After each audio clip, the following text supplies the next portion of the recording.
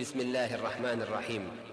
تبارك الذي بيده الملك وهو على كل شيء قدير، الذي خلق الموت والحياة ليبلوكم أيكم أحسن عملا وهو العزيز الغفور،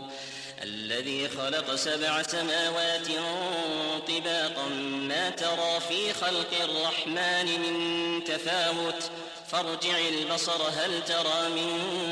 فطور، ثم ارجع البصر كرتين ينقلب إليك البصر خاسئا وهو حسير، ولقد زينا السماء الدنيا بمصابيح وجعلناها رجوما للشياطين وأعتدنا لهم عذاب السعير، وللذين كفروا بربهم عذاب جهنم وبئس المصير، إذا ألقوا فيها سمعوا لها شهيقا وهي تفور، إذا ألقوا فيها سمعوا لها شهيقا وهي تفور، تكاد تميز من الغيظ كلما ألقي فيها فوج سألهم خزنتها ألم يأتكم نذير؟ قالوا بلى قد جاءنا نذير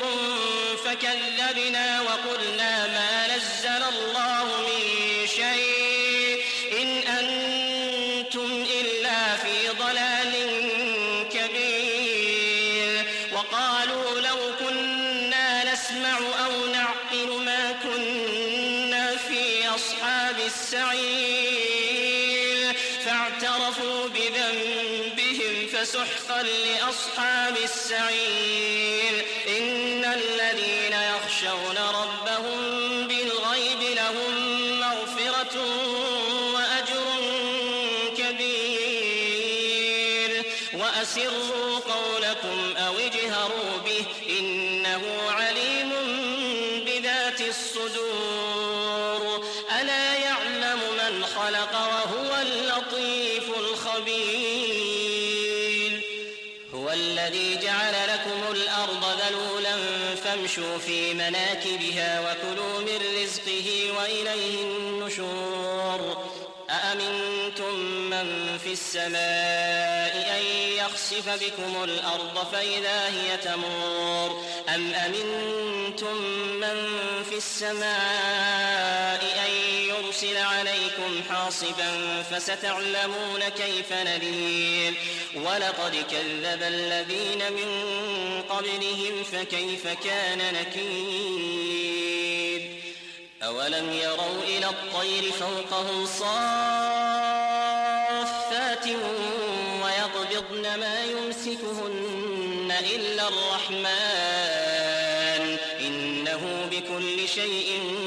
بصير، أمن هذا الذي هو جند لكم ينصركم من دون الرحمن إن الكافرون إلا في غرور، أمن هذا الذي يرزقكم إن أمسك رزقه بل لجوا في عتو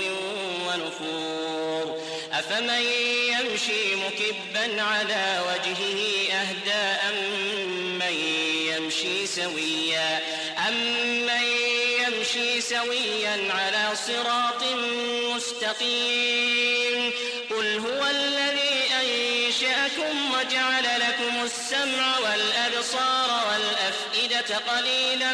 ما تشكرون، قل هو الذي ذرأكم في الأرض وإليه تحشرون،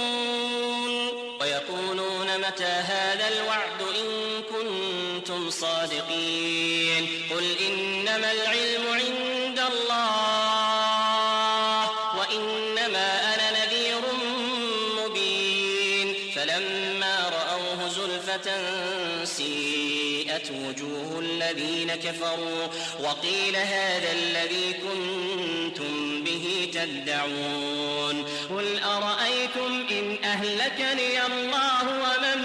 معي أو رحمنا، قل أرأيتم إن أهلكني الله ومن معي أو رحمنا فمن